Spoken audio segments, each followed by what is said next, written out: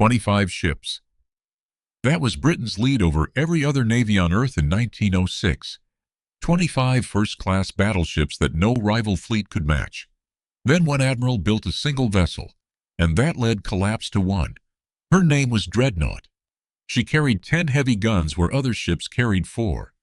She moved faster than anything her size had ever moved, and the moment she slid into the water at Portsmouth, every battleship on the planet, including 24 of Britain's own, became scrap metal waiting to happen.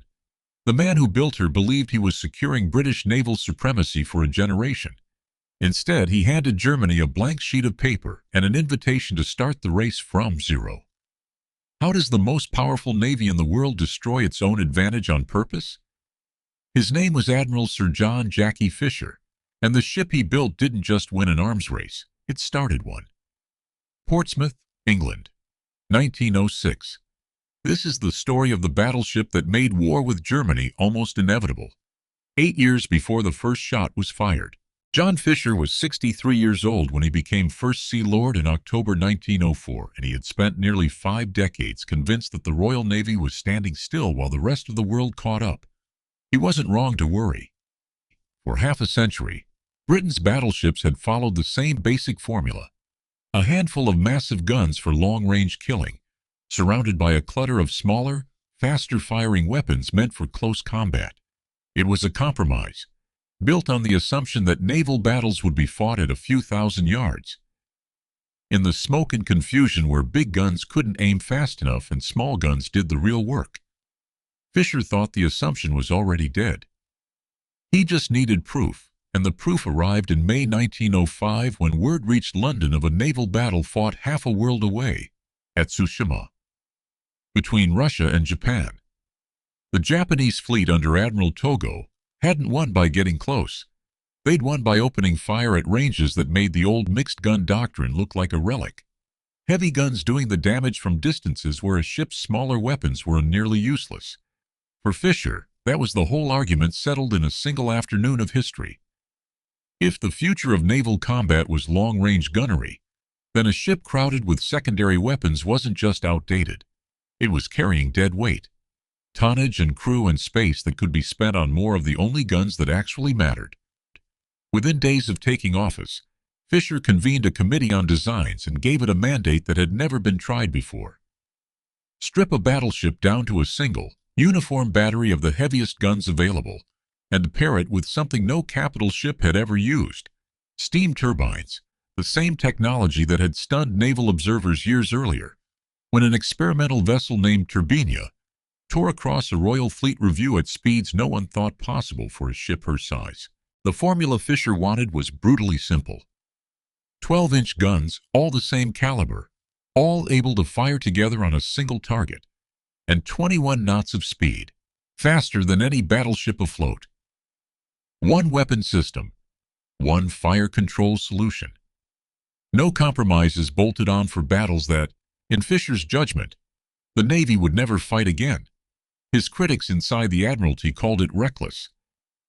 Some called it worse. But Fisher had spent his career being underestimated by men who preferred the comfortable and the familiar. And he had the one thing they didn't: the authority, finally, to build what he believed in. He wasn't just designing a ship. He was making a bet that the entire British Navy, the Empire's oldest, proudest institution, was about to be rendered obsolete by its own success unless someone tore it down and rebuilt it first. The specification Fisher handed his Committee on Designs in October 1904 read like a challenge no shipyard on Earth had ever answered: 10 12-inch guns and 5 twin turrets, all firing on a single target, powered by turbines instead of the reciprocating engines.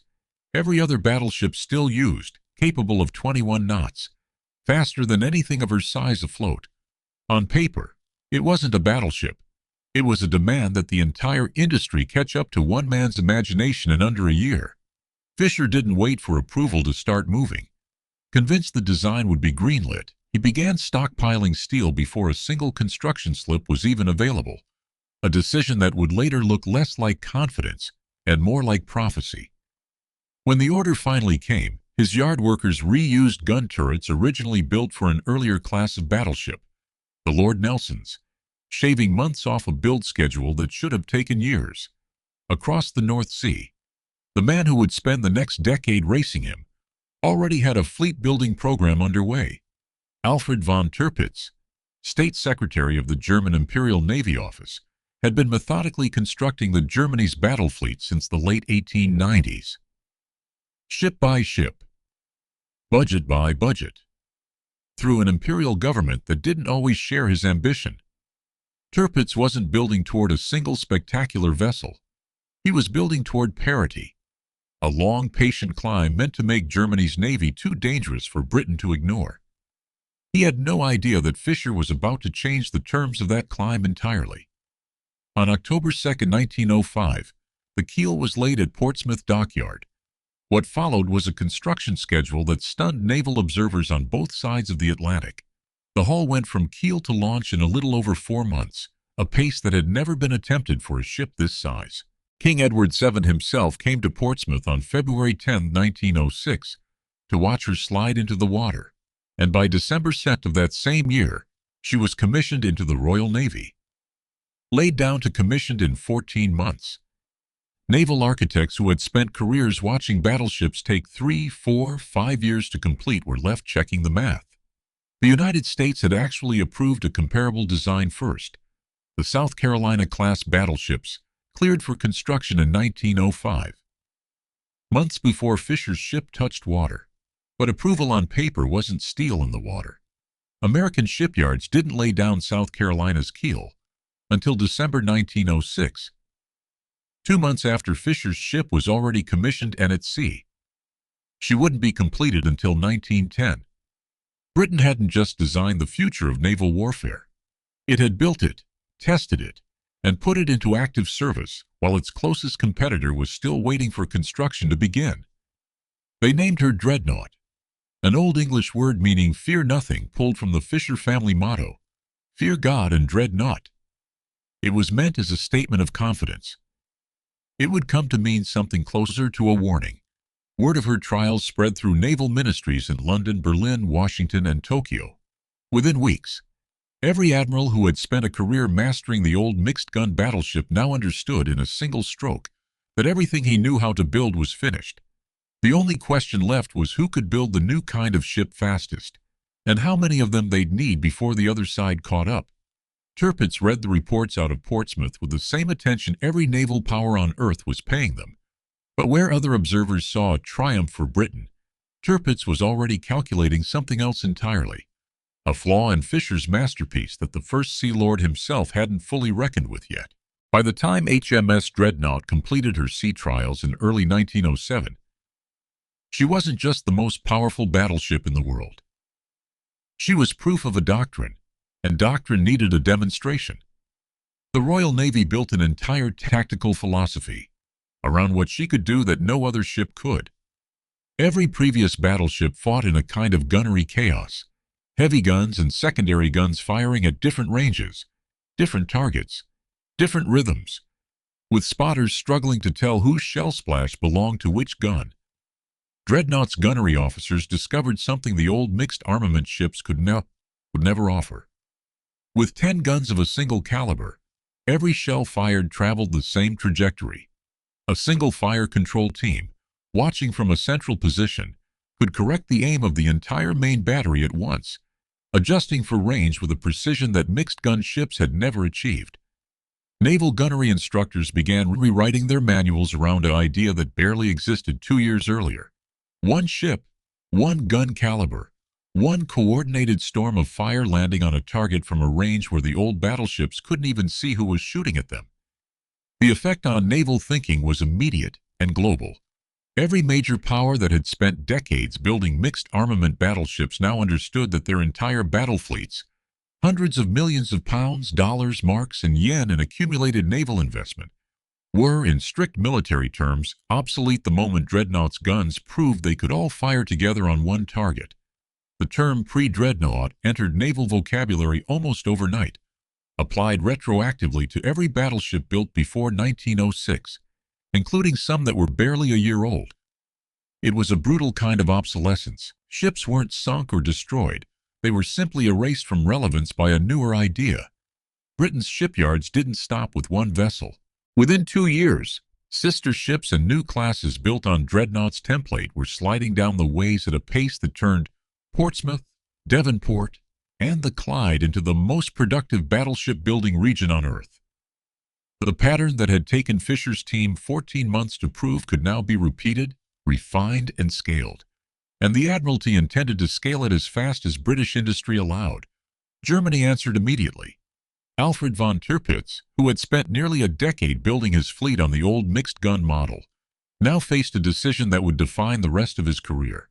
Abandon years of accumulated investment and pivot the entire German shipbuilding program to match Britain's new standard, or fall permanently behind. He chose to pivot. The German Navy laws, already in place to fund Tirpitz's battle fleet, were amended and expanded to authorize construction of Germany's own dreadnought-type battleships, starting with the Nassau-class, laid down in 1907, barely a year after Dreadnought's commissioning.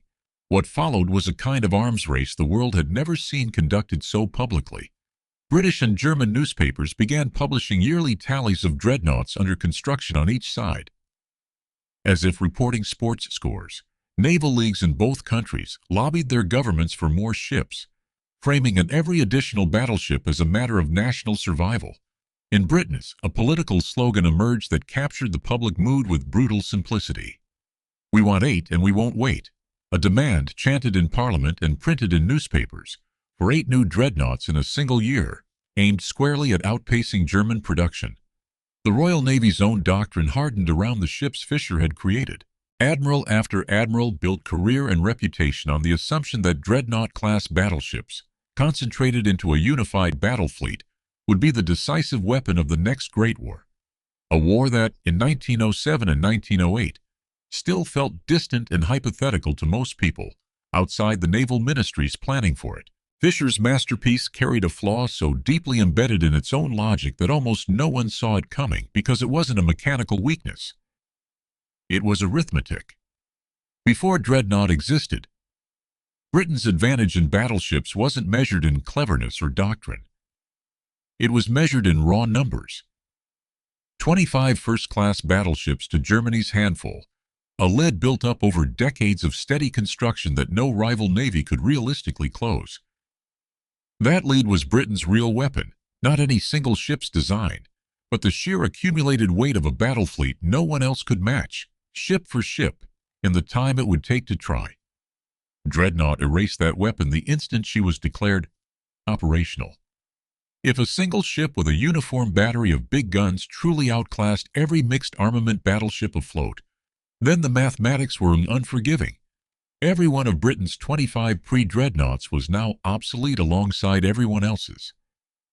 The Royal Navy's lead didn't shrink, it reset to zero. Britain's new advantage in the only category that mattered, dreadnought-type battleships, amounted to exactly one ship, because for a brief window in 1906 and 1907, one ship was all that existed. Critics inside the Admiralty had warned Fisher about exactly this before construction even began, and by 1908 he was still defending himself against the accusation, admitting publicly that the unanimous naval feeling against the dreadnought when it first appeared had never fully gone away. His opponents weren't attacking the ship's engineering. The turbines worked, the guns worked, the speed was real. What they attacked was the strategic logic underneath it. The idea that a nation already winning a numbers game would voluntarily throw the scoreboard away and challenge the world to start counting again from one. Alfred von Tirpitz understood the opportunity before most of his own government did. Germany had spent years trying to close a gap in pre-dreadnought battleships that, realistically, it might never have closed. Britain's industrial capacity and decades-long head start were simply too large. Dreadnought didn't just fail to widen that gap. It deleted it. For the first time in Tirpitz's career, Germany wasn't chasing Britain's battleship fleet. It was standing at the same starting line, in a race for a new class of ship that Britain had, just as much as Germany, only begun building yesterday. Tirpitz moved fast. The German Navy laws that had funded his mixed-gun fleet were rewritten to authorize dreadnought-type construction, and by 1907 German shipyards were laying down the Nassau class. Germany's answer, arriving barely a year behind Britain's, when a year behind in a decades-old race would once have been an impossible distance to close. It was no distance at all.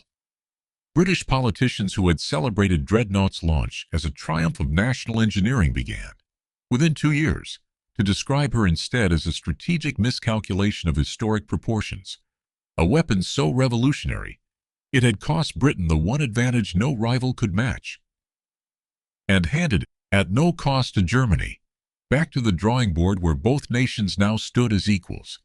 The political fallout inside Britain compounded the technical problem.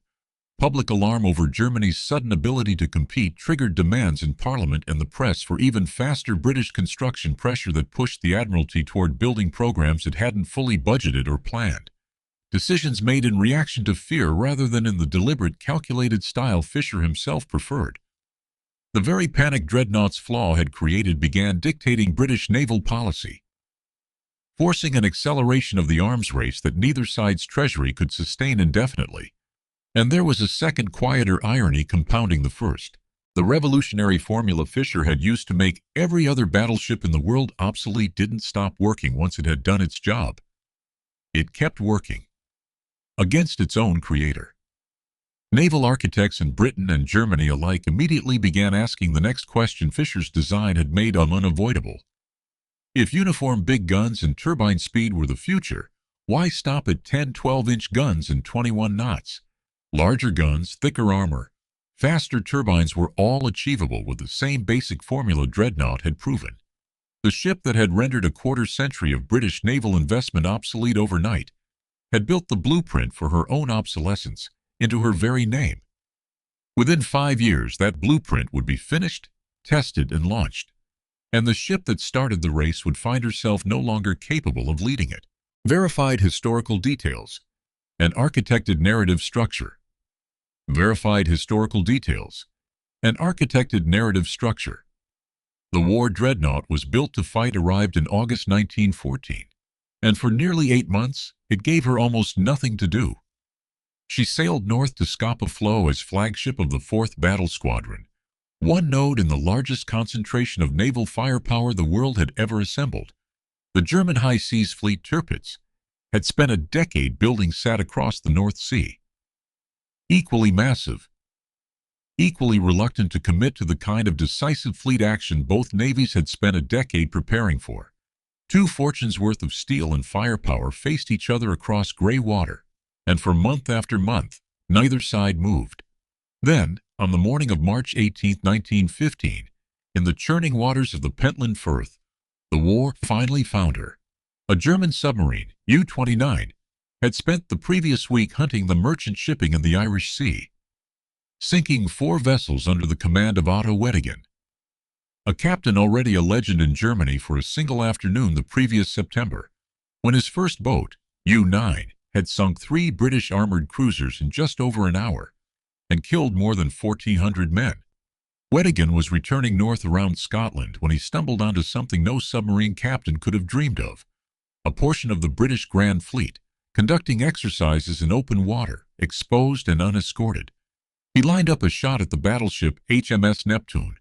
The torpedo missed. In firing, U-29 had done what submarines of 1915 often did: broken the surface just enough to give herself away. A lookout aboard Dreadnought spotted the periscope cutting through the swell. There was no hesitation, no signal to headquarters, no time for anything but a decision made in seconds. Full speed. Bow turned straight at the German boat. 21,000 tons of battleship bearing down on a submarine that displaced less than 800.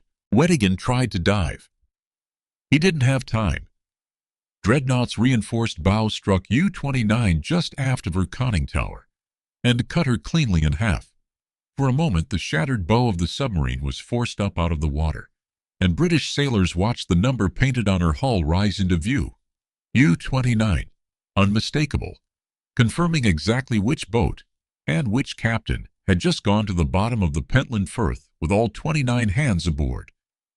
No survivors. No wreckage worth salvaging. Just an oil slick and the debris of Germany's most celebrated submarine commander, killed by the very type of ship the war was supposed to have been fought between. It made Dreadnought the only battleship in the history of naval warfare to sink a submarine by ramming her. It should have been the defining moment of her wartime service. Instead, it was almost the only moment of her wartime service that mattered at all, because while U-boats and battleships traded blows in isolated encounters across 1915 and early 1916, the confrontation both navies had spent a decade building toward, dreadnought against dreadnought, the kind of fleet action that would finally answer whether Fisher's revolution had been worth the cost, kept not happening. And when it finally did happen, on May 31, 1916, in the cold water off the coast of Denmark, in a battle that would bring together 250 ships and cost more than 8,000 lives in a single day, the ship whose name the entire era of naval warfare now carried wasn't there. By the spring of 1916, Dreadnought had already been quietly pulled from the front rank of the fleet she had created. Newer, larger, more heavily armed super dreadnoughts, ships built on her own blueprint, only bigger, had taken her place at the head of the battle line, and she'd been reassigned to less glamorous duty, guarding the approaches to the English Channel and the Thames estuary. In April, she went into refit at Portsmouth, the same dockyard where she'd been built a decade earlier, for repairs that kept her tied up through the exact days the Battle of Jutland was fought. She missed it entirely. The ship that had rendered every other battleship on Earth obsolete in a single afternoon, the ship whose name had become a synonym for the deadliest weapon a nation could build, sat in dry dock while the two fleets she had made possible finally collided without her. 25 ships went to the bottom of the North Sea at Jutland. Dreadnought wasn't one of them, and she wasn't among the survivors who fought there either. She simply wasn't present for the one battle her entire existence had been built to fight. It was the quietest kind of irony imaginable. A revolution so complete it had already replaced itself before the war it caused had reached its climax. Fisher's downfall didn't come from an enemy fleet. It came from the same trait that had built Dreadnought in the first place, a refusal to compromise, aimed for years at the wrong targets, until it finally consumed him. Even at the height of his power, Fisher had never been a man who made peace easily. His drive to modernize the Royal Navy earned him admirers among reformers, and enemies among everyone whose career depended on the old way of doing things, and one enemy in particular refused to fade. Lord Charles Beresford, commander of the Channel Fleet, a rival with a long memory and powerful friends in Parliament and the press. What began as professional disagreement over naval strategy curdled, over years, into a personal vendetta that played out publicly, in newspaper columns and parliamentary questions, each man working to discredit the other. By January 1910, the feud had cost Fisher too many of his remaining allies. He resigned as First Sea Lord and retired from the Navy he had spent nearly 5 decades reshaping, convinced his career and his usefulness were finished. They weren't. In October 1914, 2 months into a war his ships had been built to fight, the Admiralty came looking for him again. Winston Churchill, First Lord of the Admiralty and the political head of the Navy, recalled Fisher from retirement and had put him back in the same office he'd left 4 years earlier. The Times reporting with evident relief that a man entering his 74th year seemed never younger or more vigorous. For a few months the partnership worked. Fisher's return coincided with a rare moment of decisive British naval action. When a German squadron under Admiral von Spee destroyed a British force at the Battle of Coronel that November, Fisher personally dispatched battlecruisers that hunted Spee's ships down and annihilated them off the Falkland Islands weeks later. It looked, briefly, like the old Fisher had come back with all his instincts intact. Then Churchill turned his attention to the Dardanelles. The plan was Churchill's obsession and, for a time, his gamble. Force a naval passage through the strait separating Europe from Asia Minor, knock the Ottoman Empire out of the war, open a supply route to Russia, and shorten the entire conflict in a single stroke. Fisher had never fully believed in it.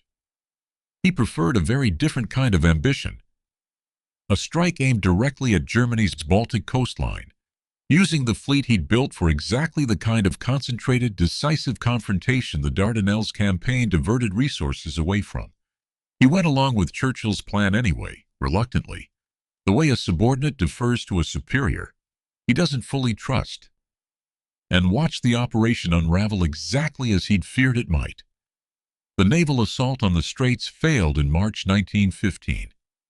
The follow-up land invasion at Gallipoli, launched in April, bogged down into the kind of grinding, costly stalemate the war had already made infamous on the Western Front, and Churchill kept asking Fisher for more. More ships, more submarines, more of the resources Fisher believed belonged in home waters, facing the German fleet that Dreadnought had been built to fight in the first place. When the pre-Dreadnought battleship Goliath was sunk off the Dardanelles in mid-May, Fisher demanded the withdrawal of the modern super-dreadnought Queen Elizabeth from the theater entirely. Field Marshal Kitchener accused the Navy of abandoning the Army at its moment of greatest need. The argument that followed inside the War Council was the final one. On May 15, 1915, Fisher resigned as First Sea Lord for the second and final time. He didn't simply walk away. He wrote to the leader of the political opposition, warning that he considered Churchill a danger who needed to be removed from office. And the resignation he triggered didn't stay contained to the Navy. It toppled the government. Prime Minister Asquith's Liberal administration collapsed within weeks, forced into a coalition, and the price conservative leaders demanded for their support was Churchill's own removal from the Admiralty. The two men who had rebuilt Britain's naval war effort together destroyed each other's careers within the same month.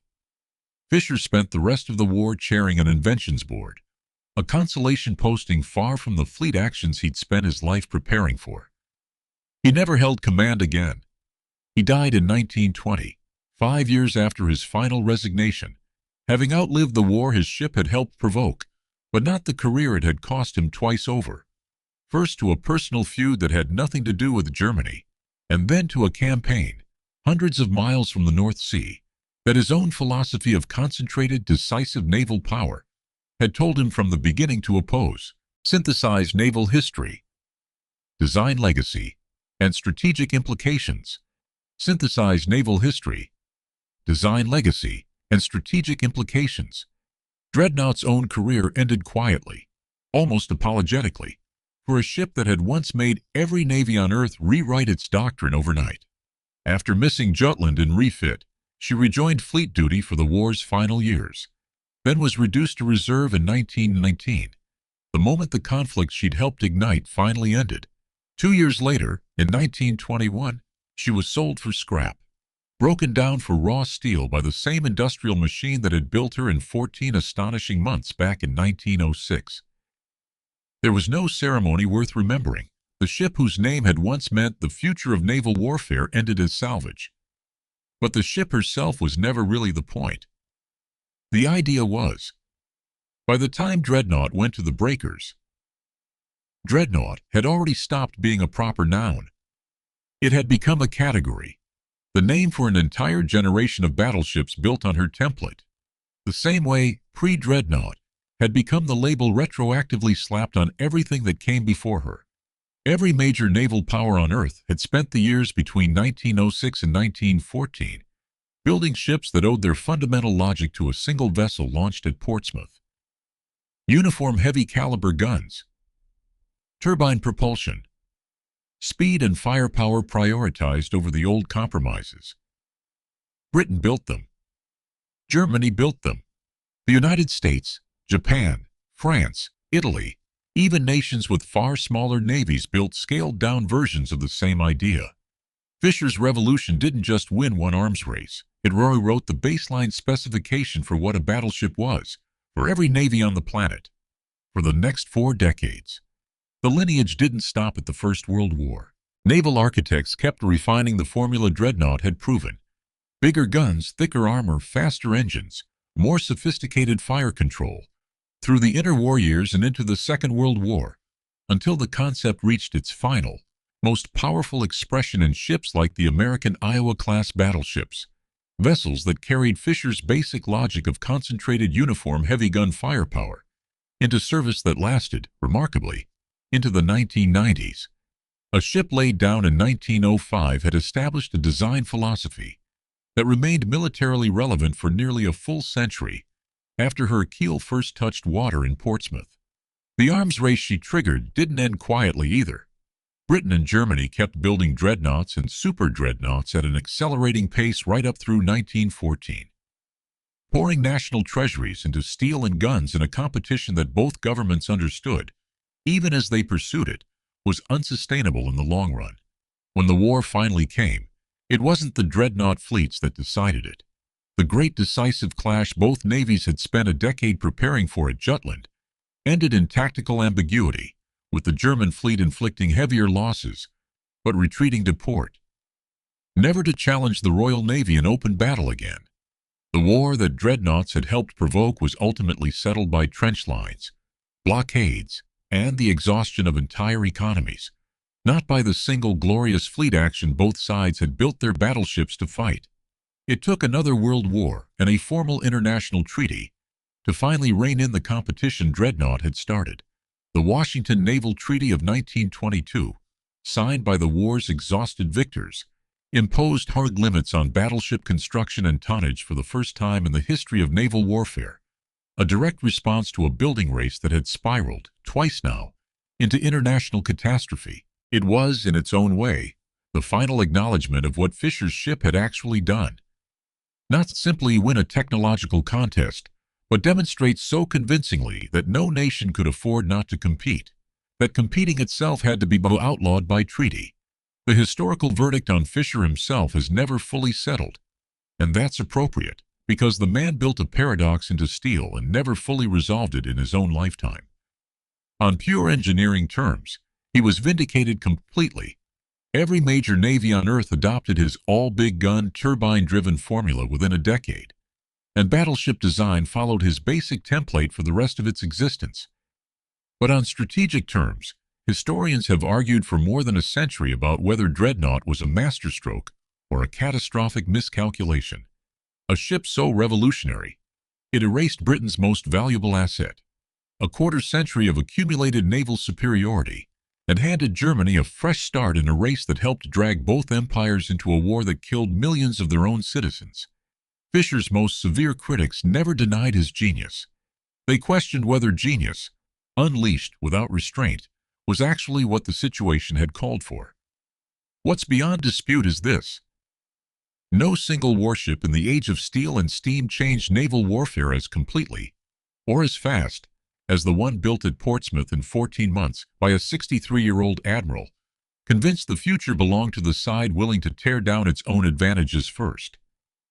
She fired her guns in anger only once, sinking a lone submarine in the Pentland Firth. She missed the greatest battle of the war she helped cause, and she still, somehow, changed the fate of every navy on Earth, including the one that built her and the one that would rather she'd never existed at all. The old battleship believed in addition: more guns, more armor, more secondary batteries, layer enough weapons onto a hull, and you built strength through accumulation, the same way Britain had built its naval empire. Slowly, over decades, one ship at a time, until the numbers themselves became the advantage no rival could match. Dreadnought believed in subtraction. Strip away everything that wasn't the single best weapon available. 10 guns of one caliber instead of a cluttered mix of many. One fire control solution instead of a dozen competing ones. Speed bought by stripping weight, not adding armor. Where the old philosophy said more, Fisher's philosophy said fewer, better, faster. And for one extraordinary year, it looked like subtraction had beaten addition completely. But subtraction cuts both ways. The same logic that let Fisher strip Dreadnought down to her essential devastating purpose was the logic that stripped away Britain's 25-ship lead the moment she launched. Addition had taken Britain 50 years to build. Subtraction erased it in a single afternoon at Portsmouth and handed the advantage, briefly, terrifyingly, to whichever nation could master the new formula fastest: 25 ships to 1. That was the number this story opened with. It was never really about a battleship at all. It was about what happens when a nation gets so good at winning the old game that it becomes willing to burn the board down and deal a new hand. One where, for a moment, everyone was equal, and equal was the most dangerous thing the world had seen in 100 years. The war came anyway. It always does in the end, when nations run out of ways to prove they're stronger without actually fighting. Dreadnought didn't cause it alone, but she made it thinkable in a way it hadn't quite been before, made the idea of total, industrial, all-consuming naval competition feel not just possible, but necessary. For every power that watched her slide into the water and understood, in that instant, exactly what they now had to build to survive. She sank one submarine. She missed the one battle that mattered, and she still remade the world before a single shot of the war she caused was ever fired.